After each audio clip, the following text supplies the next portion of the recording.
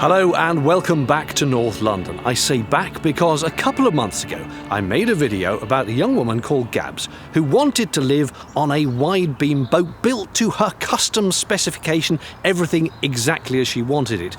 Unfortunately, if you pay a professional boat builder to make one of those for you, they are exceedingly expensive and she simply didn't have the budget.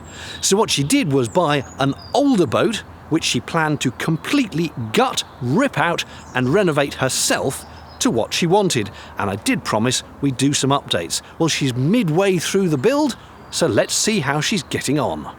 This is how the boat looked when I last visited. Out of the water, ready for work to start.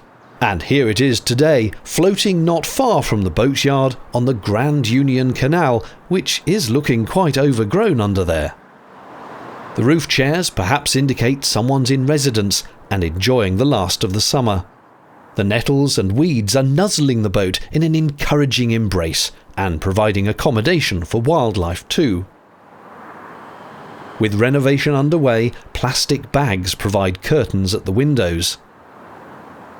This boat has a chunky wheelhouse at the stern, and when I last visited, the space inside was clear, other than these seats and the engine controls. Today it's turned into a storeroom, a sign of the frenetic work that's underway. Back in time again, and this was what the living area looked like. The initial stages of a prior owner's refurbishment, most evident in the galley units. But this was all going to come out. The boat's new owner determined to strip the lot so that proper insulation could be installed and a total redesign implemented. There's the shower room as it was, and this is how the strip out began 3 months ago. So, how's it progressing? I have ripped the boat out, so I ripped all of the original interiors out. I have re-insulated. I've relined out the walls and I have got the bones of the stud-work in, and I have got my first lot of pipe work in, and I made a temporary kitchen so I can live in it when I moved in. Temporary is certainly an apt description of the galley now, comprising a non-functional fridge, a table and some pots and pans. A handful of spices hints at cookery, though this is the sole heat source. The sink is a bare plastic bowl with a double-decker drying rack alongside. On the plus side, the insulation has gone in a treat, thick spray foam now covering the walls and ceiling. But the project's not exactly as far along as had first been hoped. I was being incredibly ambitious, which I knew I was. No, not remotely. I was like, in an ideal world, I'll have some form of running water and some form of electrics, and I have neither. In fact, this is the electrics, just the bare ends of the original installation which has yet to be ripped out. Given the level of chaos in the boat and the lack of amenities, life aboard is pared down, shall we say. I have a bed and I have a temporary wardrobe. I have lots of big 5-litre bottles of water that I fill up quite regularly, and that helps me do my washing up. I've got a camping stove, so a singular camping stove, so lots of boiled potatoes, which I don't like. It's the worst way to have a potato is a boiled potato. I digress. How do I live? Yeah, I go to the gym for my showers. My sister's about a 20-minute drive, so I empty my porta potty there when she's not about. Remember that bathroom that Gabs had just started to demolish? This is it now, and the walls are actually new. The whole thing's been remodelled. Inside the shell is new pipework for the water, with a space where a large shower will go. There's almost luxury, with not one but 2 portable toilets. And it turns out the original toilet was one of the grimmer jobs Gabs tackled. I don't think we discovered the poo tank the last time you were here. So basically, in the bathroom, there was like a steel... It'd been decommissioned, thankfully, and it looked like it had been properly decommissioned quite a while ago. But the way it had sort of been I say disguised. I probably didn't look as probably hard as I should have done.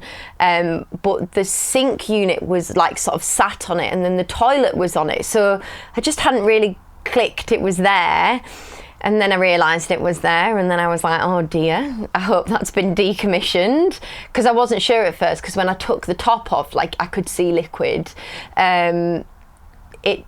It was just that it had a vent, so over time, like rainwater had got down Z vent.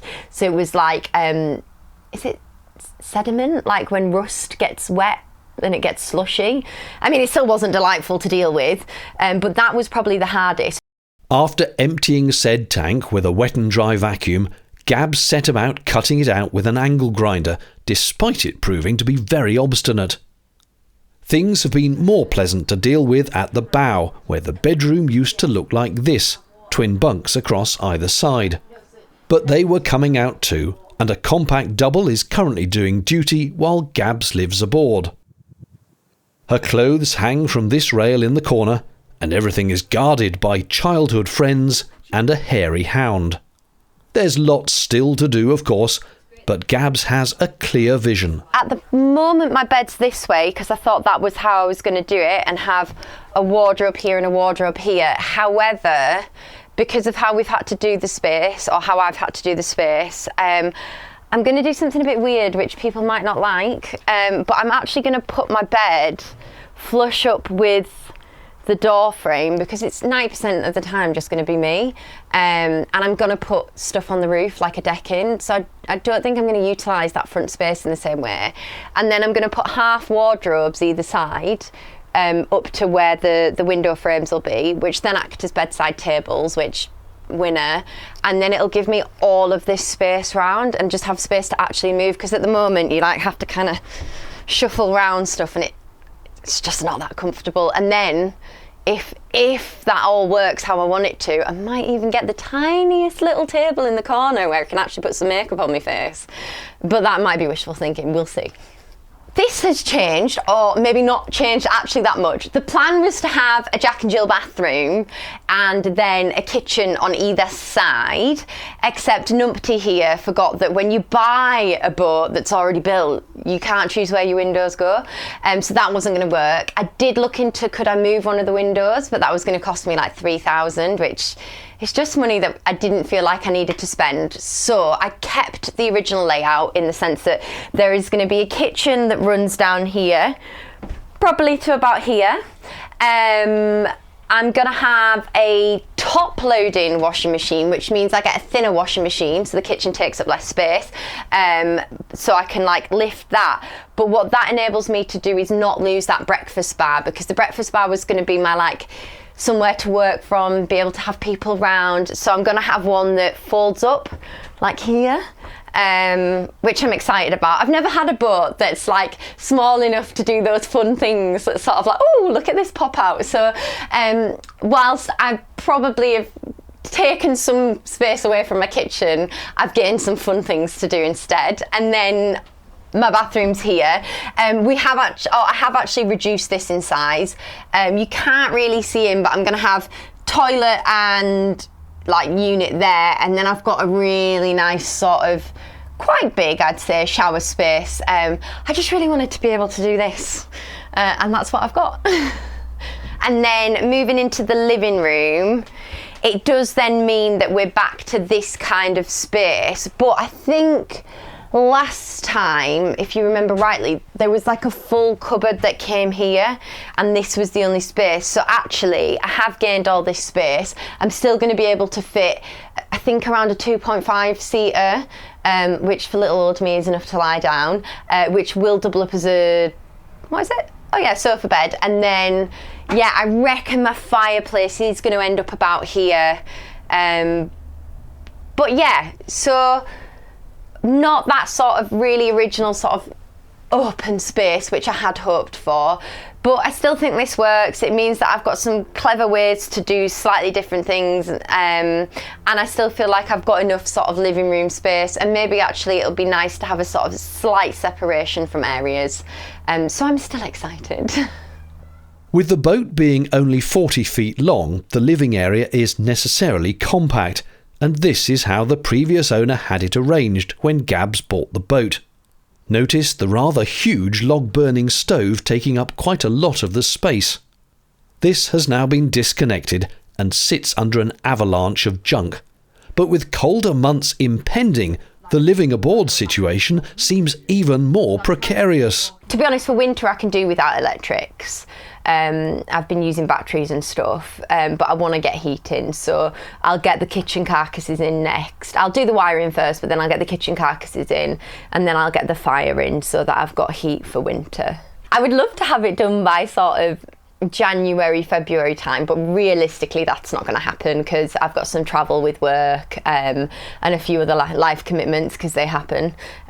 So yeah, the way I'm seeing it is I will put sort of like deadlines in my head for things. Like I do want the electric set up at some point, and like I will get the fire in for winter because there needs to be a level of like, you know, no hypothermia.